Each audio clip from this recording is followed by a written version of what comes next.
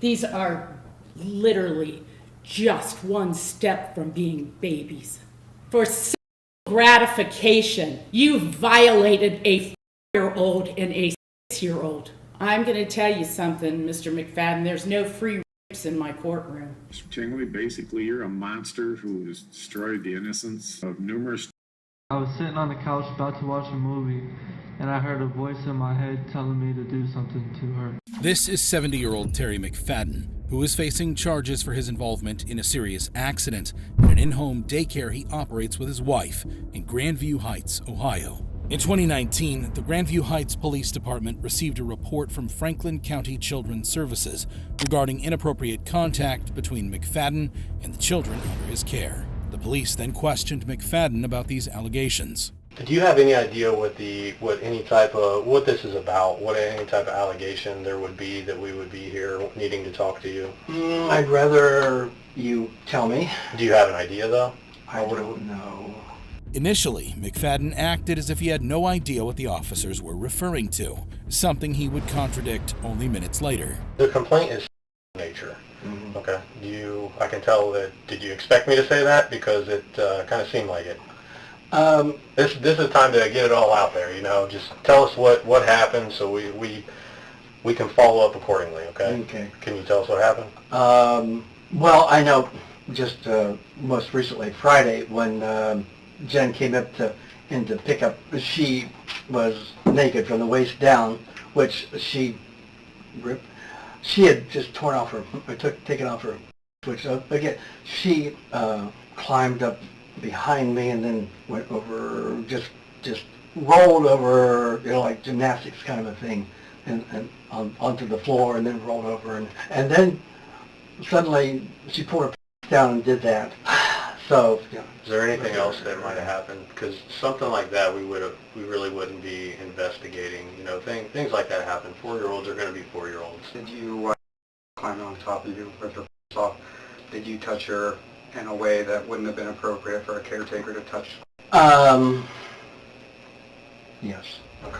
Following this interview, McFadden was arrested and charged to court. Here, he was forced to come face-to-face with the mother of one of the girls he's accused of raping. Terry McFadden is a psychopath who our girls, fooled us, fooled 25 years worth of families in his wife's daycare. He's a skilled pedophile and a sociopath. McFadden, visually upset by these comments, would be seen shaking his head as the families spoke. Now, Terry would be given the chance to speak. I apologize to the victims, to the 2 little girls. I hope to work to become a better person when I have served my complete sentence. He expressed remorse and accepted full responsibility for his actions, but Judge Julie Lynch, who was presiding over the case, had seen enough. This court is so sick and tired of seeing adults ruin innocent children. These are literally just one step from being babies. They come to a daycare, those parents struggle so that when they release their children to someone during the day, they have some semblance that child is going to be protected and safe. Not let alone 2 of their children being by your own admission, sir. And now McFadden would learn his sentence. On count 1, I'm sending you to prison for 11 years. On count 4, I'm sending you to prison for 11 years. They will be consecutive to each other for a total of 22 years. McFadden was escorted out of the courtroom after being sentenced to 22 years in prison. Terry's crimes were horrendous, but he never went as far as murdering his victims. Something that can't be said about Granville Ritchie. In the murder of a 9-year-old Tampa girl, her naked body was found floating near the Courtney Campbell Causeway over the weekend. Who was accused of improper contact and the murder of 9-year-old Felicia Williams. Felicia's death greatly affected her family and friends. Granville Ritchie was eventually arrested. The jury's verdict came after a trial that revealed the terrifying details of the crime. The sentencing phase commenced with emotional testimonies. The victim's grandmother was in tears as she told the court. I just miss my grandbaby. Felicia Demerson, the mother of the young victim, knew precisely what she wanted for Granville. I've waited 2,310 days for this day to come. I cannot ask for his fate, and that would be for him to be hung, for him to feel what my daughter felt. The sister was not left out. She meant the world to us, and he discarded her like she was nothing. The testimonies were so emotional that even the judge was in tears. My heart breaks for you as a mother, absolutely breaks for you as a mother. But the most shocking part of the proceeding was the testimony of Felicia's father. That's how strong my God is. I can come in and smile at you today with no harm or ill wills towards you. You made a mistake, but you got time. You got time to get right with God, bro.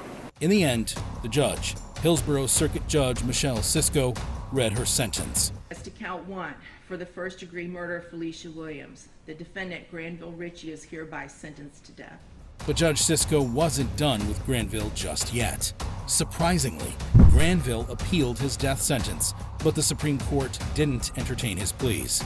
Granville showed no remorse for his crimes and is now awaiting his death sentence in prison. Now, let's compare the jaw-dropping reaction of Granville Ritchie to the shocking remarks by Larry Nassar. Larry Nassar, I hate you. I, too, was assaulted by Larry Nassar multiple times at multiple appointments. The word Nassar will permanently be associated with child abuse. Larry Nassar was a former osteopathic sports physician at Michigan State University and USA Gymnastics who gained notoriety for his heinous crimes. Nassar typically carried out his abuse under the guise of a medical treatment. He hijacked a rare pelvic therapy that involves and used it to treat all sorts of ailments. He ignored protocols such as using a glove, asking consent, or having a medical chaperone present. What have you done? During the investigation, Larry denied all responsibilities and blamed the victims instead. I don't get it. Why didn't she say something if she was feeling violated in any way, shape, and form? There was no communication. Okay. If you don't have patient confidence and patient trust, you would have been having my in here how many times? Right. Okay, especially when I'm doing this on 10-year-olds, 12-year-olds, okay, with their parents there. But I'm obviously doing a doggone good job explaining things, okay, because what? I shouldn't be getting an exam. Right. Okay. Well, this is why I'm talking to you about this, Yeah. because this young girl and her mother both observed this on more than one occasion during treatment. If there was arousal, it's. I mean, like it would be because of whatever. I don't know, but I'm not trying to. You know what I mean? Whatever. I don't know. Well, I don't know. When you're a guy, sometimes you get an arousal. Following this interview, Nassar was charged with inappropriate behavior towards over 265 young women and girls. Among his victims were numerous Olympic and United States women's national gymnastics team gymnasts. During the trial, one victim told the court how Larry's actions had affected her. I, too, was assaulted by Larry Nassar multiple times at multiple appointments. My last treatment was in August 2016. I'm possibly the last he will ever assault. But she wasn't alone. The parents of the victims were not left out, and they brought out the emotions on Larry. I'm the mother of Chelsea Markham. I had been in the room with her during her examination, as usual, and I said, "Are you ready to go to lunch?" And she's like, "No, Mom, I just want to go home." And I said, "What's wrong? Are you in pain?" And she said, "Mom, I just want to go home." And I said, "Okay." So we got in the car, and I said, and she started bawling. And I said, "Chelsea, tell me what's wrong." And she said, "Mom, he put his fingers in me, and they weren't gloved." And I said, "Chelsea, I was right there in the room." And she goes, "You couldn't see what was going on, Mom." And she said, "He hurt me." And so in 2009, she took her own life because she couldn't deal with the pain anymore. It'll be 10 years in March that I lost my baby. She was 23 years old. She would have been 33 now. And every day I miss her. However, you won't believe what happened next. It was finally Larry's turn to address the court.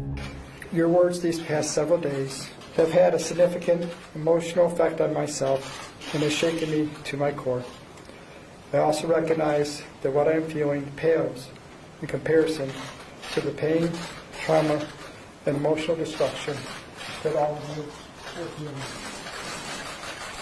There are no words that can describe the depth and breadth of how sorry I am for what has occurred. An acceptable apology Sir, you need to stay at the microphone or they can't hear you. An acceptable apology to all of you is impossible to write and convey. I will carry your words with me for the rest of my days. Now, the judge will hand down her sentence, but before then, she reads a letter Larry wrote during the investigation. The letter states, now Aquilina is having a 4-day sentencing media circus. She wants me to sit in the witness box next to her for all 4 days, so the media cameras will be directed toward her. Now, Larry will learn his fate. Much as it was my honor and privilege to hear the sister survivors, it is my honor and privilege to sentence you. Because, sir, you do not deserve to walk outside of a prison ever again. Your decision to assault was precise, calculated. Sir, I'm giving you 175 years, which is 2,100 months. I just signed your death warrant. He now serves his sentence in Michigan prison. Compare the jaw-dropping reaction of Larry to the astonishing outburst by 46-year-old Anthony Thornton. Be quiet and don't talk in my courtroom. Who's facing charges of sexual assault in Wayne County. It was DNA evidence, right, that led to the conviction? Yeah, you're exactly right, Karen. You know, Thornton actually gave that consent for his DNA to be taken in the middle of the interview, and it was through the kids that they found him linked to multiple in the Detroit area dating back 7 years. So it was kids that essentially got him in this courtroom today. All right. According to reports, Thornton's charges are related to the alleged of a 19-year-old lesbian he encountered while they were both residing at a Detroit homeless shelter in April 2010. Thornton lured the victim into an abandoned building for activities such as drinking, smoking, and playing cards. It was here that the alleged attack took place. To make matters worse, a DNA test was conducted on the victim after the attack, but it sat untested for years. When it was finally processed, a DNA match identified Thornton as the woman's attacker. In court, Anthony decides to take the stand and defend himself. Yes, it was me and her had consensual. I asked her. Eventually, Anthony was found guilty. Now is the time the judge gives her sentence. See, when you tell one lie, you got to remember the 100 lies that you told to cover that lie up. That wasn't no lie. Be quiet and don't talk in my courtroom. The real shocker came when Anthony unleashed his madness in the courtroom, but Judge Vonda Evans wasn't having it. Be quiet. Take him back. That's right. Take him out. Right. Take him out now. You. No. Take him out. I'm innocent. After Anthony had been taken out of the courtroom, Judge Vonda continued her verdict unbothered. Guilty beyond a reasonable doubt is to count 1 and count 2 criminal sexual conduct. Eventually, she orders Anthony back to the courtroom and gave him a piece of her mind. Mr. Thornton, I'm going to address with the comment that you made. It was disrespectful for you I'm sorry. to say me. I'm sorry. Really sorry. You were out of line. Yes, I was, and I'm sorry. All I've been saying is how things about I'm saying what you said to this court. And I apologize deeply because you've been treating me fair. I have never been anything but respectful to you. And for you to say me in my courtroom was unacceptable. Yes, I'm deeply sorry. Just take him back. Eventually, he was sentenced to 15 to 30 years in prison. However, while it was clear that Anthony wasn't happy to hear he was guilty, his reaction to his sentence was similar to the case of 70-year-old James Tingley, who's facing charges for a serious incident. I know a lot of people, I'm sure, think the only money we should waste on you, Mr. Tingley, is the cost of a bullet. But I think it's worth every penny to lock you up for the rest of your life. But James wasn't alone. Randy Stevens, the father of the children, was also facing similar charges. Stevens had been convicted of abuse involving 5 counts of abusing one of his daughters and 3 counts of aiding and abetting Tingley. He provided Tingley with access to his daughters in exchange for money. Together, the two men reached unprecedented levels of abuse. Now in court, Assistant Prosecutor Jennifer Walker didn't mince words. To him, are nothing more than animals, animals to sell, to trade their bodies. They're not the animals. He is the animal. He is the man that deserves to be locked up in a cage for the rest of his life. It is now Judge Thomas Wilson's turn to address James. Mr. Tingley, you've been molesting for the last 40 to 50 years. From the trial, we know that there's at least 5 other victims than what we dealt with here. Mr. Tingley, basically you're a monster who has destroyed the innocence of numerous children. Unfortunately, they have to live with what was done to them the rest of their lives. The lucky ones will realize that they did nothing wrong, that they were just the victims of a sick. But it's going to have long-term impacts on all these little girls that were molested. It's finally time to give his sentence. Therefore, on count 1, 25 to 50 years. Counts 2 through 4, 25 to 50 years. Counts 5 through 6, 20 years to 40 years. James Tingley's accomplice, Randy Stevens, was also sentenced to 39 to 60 years in prison. Keep in mind, James isn't alone in his courtroom actions. Let's not forget the infamous incident involving 34-year-old Darnell Booth, who's facing serious charges for sexual misconduct. Booth, an Uber driver, had an extensive criminal record, including a prior accusation of sexual assault. In court, the prosecutor highlighted the seriousness of the case. He pulled into a parking lot. At that point, he turned and told her to take off her. At that point, he leaned over from the driver's seat and slapped her in the face on 2 occasions. Despite the horrifying nature of Booth's offenses, his actions in court managed to shock everyone present. While the prosecutor detailed his crime, this is how Booth reacted. One person is Darnell K. Booth, 1 charge of rape. Booth later recovered, but his defense attorney, Joe Stringer, had another perspective. I have received a police report, and I've listened to the statement of probable cause, and I would suggest that there are far more questions than answers. Booth was held without bail pending his sentence. This is not the first time a convict has lost control in court. Just like what happened in the notorious case of 20-year-old Terry Young, who's facing multiple charges including sexual battery, aggravated assault, and more. On September 8, 2015, Terry entered the victim's car at gunpoint, forced them to drive to the bank and withdraw money. Fingerprints from the victim's car and a Fireball whiskey bottle found in the victim's home led the police to Terry, and he was arrested. Now in court, Terry arrests the judge. Be a man and take responsibility for my actions. Just say sorry again, y'all. My bad. It is now Judge Kelly's turn to address Terry. It was belated, but I'm glad that you accepted responsibility. It did prevent other witnesses from having to come forward and relive the nightmare. Again, what is your plea? Eventually, Terry was sentenced to life imprisonment with a chance for parole after 35 years. Just when you thought you've seen it all, another convict surpasses Terry's horrifying behavior.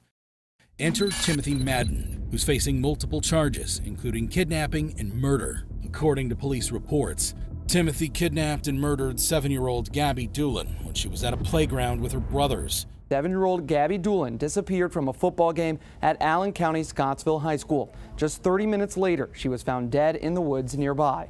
Timothy was arrested a week later after DNA reports pointed to him. In court, Judge Crocker read Timothy's charges.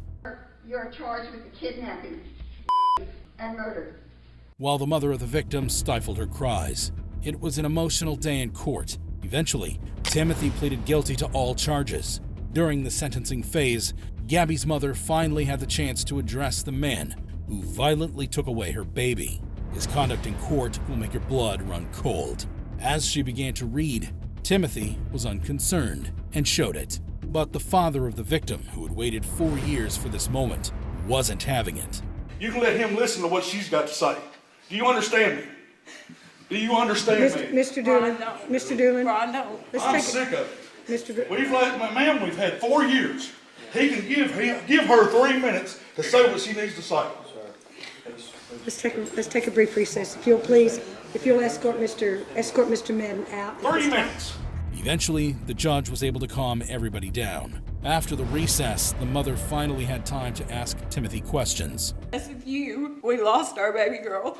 Our boys lost their sister before she was even 8 years old. You took her from us. Why did you do it? There is no reason that you could give. Gabby was an innocent little girl. Timothy was sentenced to life imprisonment without the possibility of parole. And after 1,439 days, the family finally had closure. Timothy showed no reaction to his sentence and is currently serving his sentence in prison. However shocking Timothy's reaction to the sentence was, How does it compare to the case of John Acklin, who was facing charges for inappropriate behavior towards 2 children, both under the age of 11 at the time? I'm finally happy that today I'm able to seek justice for what I've been through. In August 2017, the 2 victims disclosed the sexual abuse to the state police. After interviews with child advocates and psychologists, John was arrested. These cases are still heartbreaking for as long as I've been doing this, and for as hard as the state police, the Texas Rangers, and the Child Advocacy Center works on behalf of these children, and as courageous as these child victims, survivors have been, they affect us all.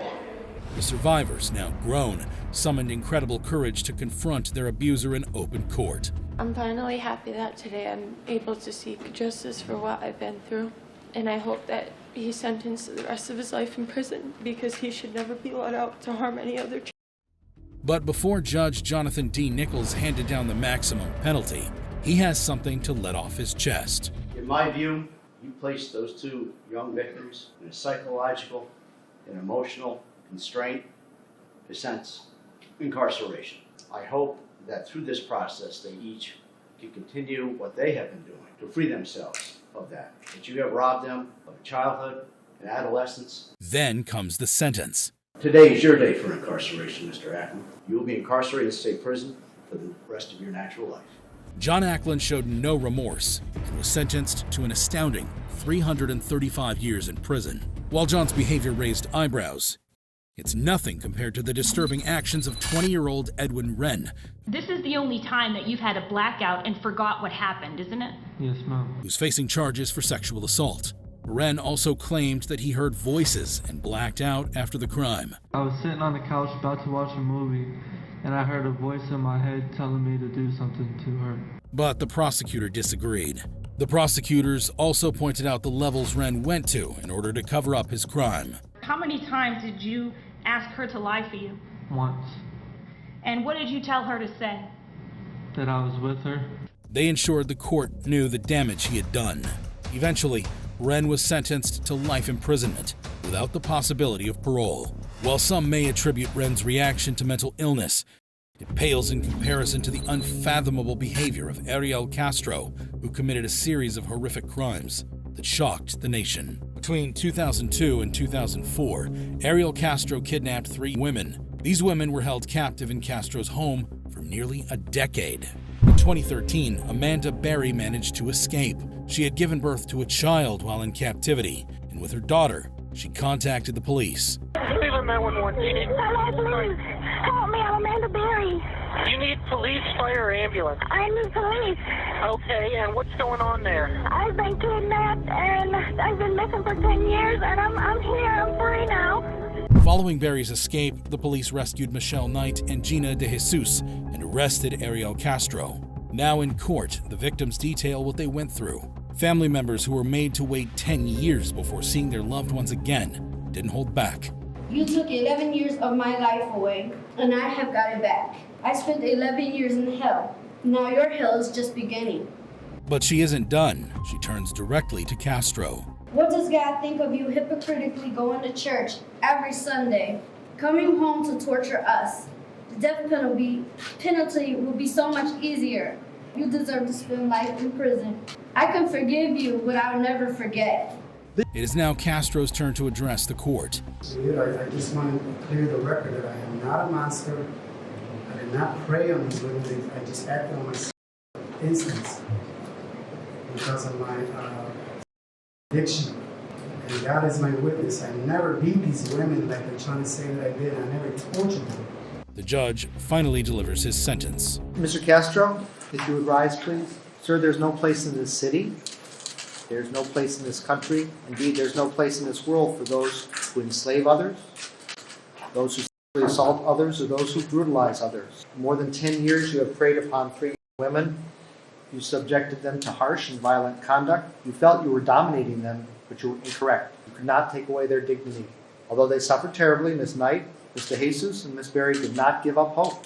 They have persevered. In fact, they prevailed. These remarkable women again have their freedom, which is the most precious aspect of being an American. Mr. Castro, you forfeited that right. You now become a number with the Department of Rehabilitation and Correction. You will be confined for the remainder of your days. Now, for Ms. Knight, Ms. DeJesus, and Ms. Berry, as well as your young daughter, we celebrate your futures. We acknowledge the faithfulness of your families, your friends, and all others in this community. On behalf of the judges and the staff of this court, we wish each of you success and a sense of peace. We're adjourned. Thank you. You can see the joy on the victim's face. However, just 1 month into his life sentence, Ariel Castro took his own life.